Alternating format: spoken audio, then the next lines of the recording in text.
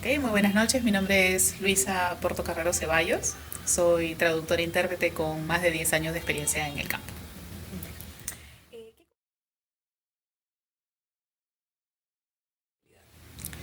Bueno, un profesional de la interpretación. Nos enfocaremos en eso que es mi fuerte y mi campo.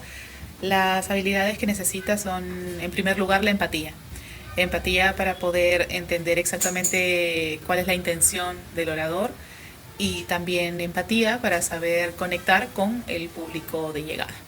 Esa es una habilidad. Otra habilidad, bueno, ya características más de la técnica traductora o intérprete, es la memoria a corto plazo, necesita el dominio de ambos idiomas también, o de más idiomas dependiendo con qué trabaje.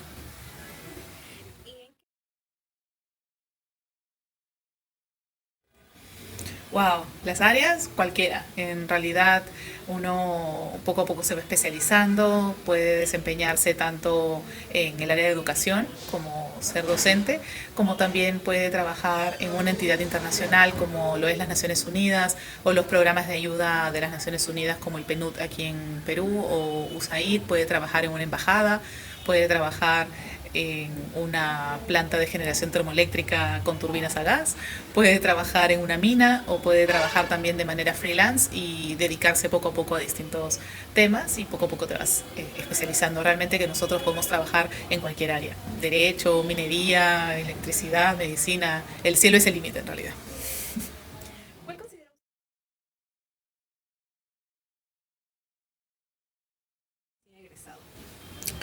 Bueno, la universidad te da las herramientas básicas y te da las habilidades básicas, valga la redundancia, para poder desempeñarte como traductor e intérprete.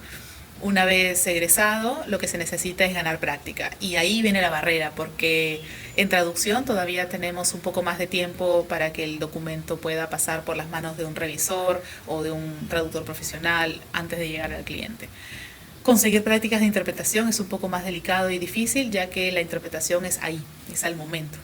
Pero igual aconsejo que si un recién egresado consigue un trabajo o lo llaman para que haga una interpretación, sea bueno que sea acompañado por un intérprete ya un poco más experimentado para que vaya de la mano con el intérprete junior, digamos, y poco a poco va ganando experiencia para poder desempeñarse mejor y ya atender mejor a los clientes, porque el objetivo primordial es satisfacer al cliente al 100% y no tiene por qué tampoco pagar por nuestra inexperiencia, ¿no? Y sobre todo estudiar, prepararse, prepararse, prepararse, esa es la clave.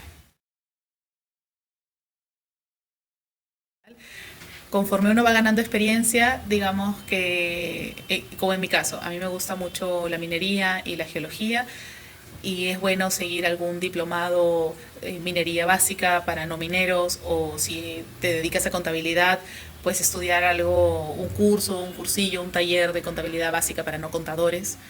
Eso es a nivel profesional y siempre estar leyendo. El intérprete y traductor tiene que ser muy curioso y una esponjita. Nosotros tenemos que aprender de todo porque no sabemos en qué nos vamos a desempeñar mañana.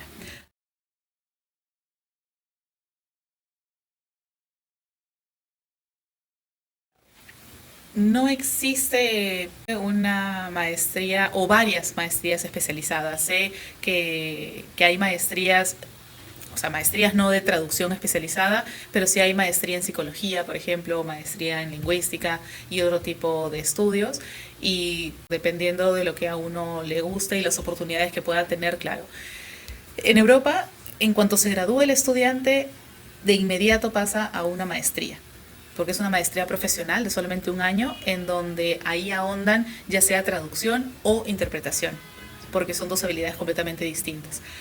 En Perú se estudia las dos carreras juntas para poder entender y saber un poco y conocer a ver hacia dónde me inclino más, pero si uno desea ser intérprete, realmente recomiendo en cuanto se gradúa esperar un par de añitos y de ahí hacer una maestría, porque el intérprete necesita una gran cantidad de bagaje cultural, antecedentes, bagaje educativo, conocer una gran cantidad de temas y eso te da la vida. En realidad no hay mejor universidad que la vida.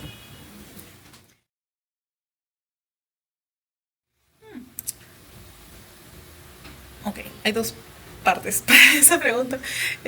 Hablamos de los traductores. Como netamente traductor, Lanzarse a hacer freelance en cuanto uno se gradúa, digamos que tienes el bachiller en diciembre y en enero uno quiere poner un estudio de traducción para poder tener clientes, es muy arriesgado y es muy difícil en realidad. A menos que haya ido uno construyendo su cartera de clientes desde sexto, séptimo ciclo, o sea que uno se gradúa y ya pones un estudio, depende. Yo recomendaría trabajar en una agencia de traducción o en una empresa en donde necesiten un traductor de planta, porque no solo se gana especialización, sino también un sueldo fijo.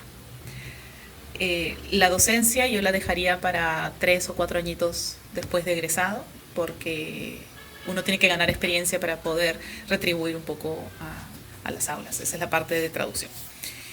En interpretación no existen muchas oportunidades de intérprete de planta.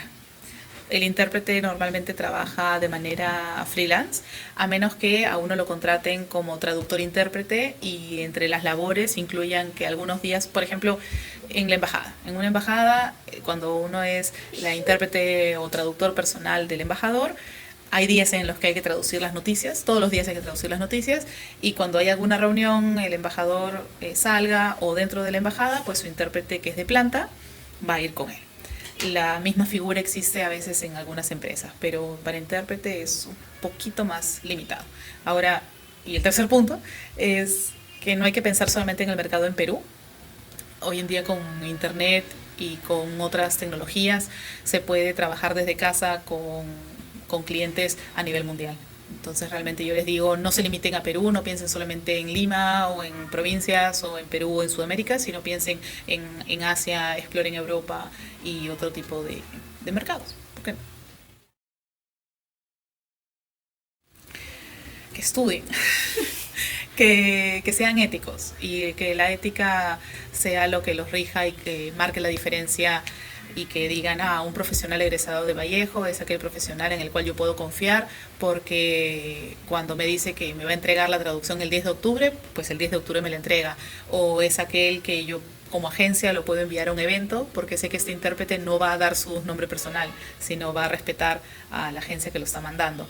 Además, sé que los profesionales no se van a poner cabe entre ellos, ni tampoco van a valorar el mercado siguiendo malas prácticas de tirarse al piso, por ejemplo, o de enterarme cuánto cobra mi compañero para yo poder cobrar menos, o simplemente no prepararme antes de una interpretación, y eso es una falta de respeto también al cliente. Entonces yo sé que lo van a seguir bien y que van a acordarse de todo lo que uno les dice en las aulas, y si no, bueno, les deseo la mejor de las suertes y nos vemos en cabina o en alguna traducción.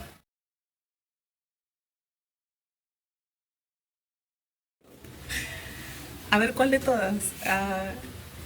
Ya, conozcan sus límites, sean honestos consigo mismos. Una vez, hace mucho tiempo, recién egresada, y a todo decía que sí, me llamaron para una interpretación de italiano. Y como yo traducía italiano, pensé que estaba capacitada para interpretar consecutiva italiano y lo acepté porque era de enlace. A la hora que llego al evento, me suben a un escenario delante de 350 personas, me dan un micrófono y me dicen, no, la interpretación será consecutiva. Sin toma de notas, por supuesto. Y a mi costado estaba al italiano que yo tenía que interpretar. El tema lo cambiaron por completo.